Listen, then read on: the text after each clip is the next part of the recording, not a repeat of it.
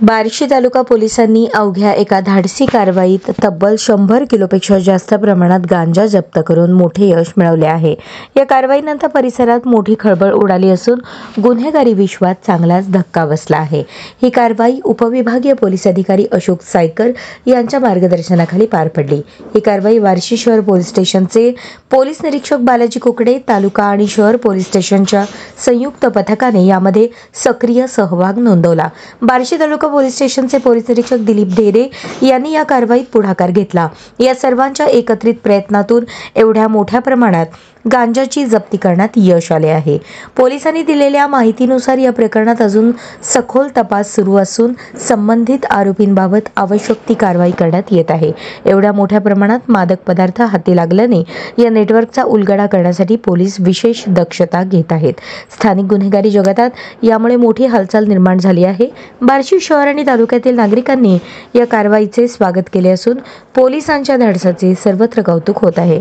Police प्रशासनाच्या या कार्यवाहीमुळे अवैध धंदे करणाऱ्यांमध्ये दहशत निर्माण झाली असून पुढील काळात असे प्रकार रोखण्यासाठी पोलीस अधिक कठोर पावले उचलतील अशी अपेक्षा व्यक्त केली जात आहे। अशोक सायकर, एसडीपीओ बार्शी। आज माननीय पोलीस अधीक्षक श्री अतुल कुलकर्णी साहेब, तसेच अतिरिक्त पोलीस अधीक्षक श्री प्रीतम यावलकर साहेब यांच्या मार्गदर्शनात बार्शी पोलीस स्टेशनच्या हद्दीमध्ये गांजा पकडण्याची मोठी कारवाई केलेली आहे। त्यामध्ये गांजाचे अंदाजे वजन 125 ते 150 किलोच्या आसपास आहे। एकूण 2 मोठ्या ट्रक, एक स्विफ्ट कार आणि एक आरोपी यांना ताब्यात घेतलेला आहे। सर्व मालाची मोजदाद पुढील कारवाई पंचनामा सुरू आहे।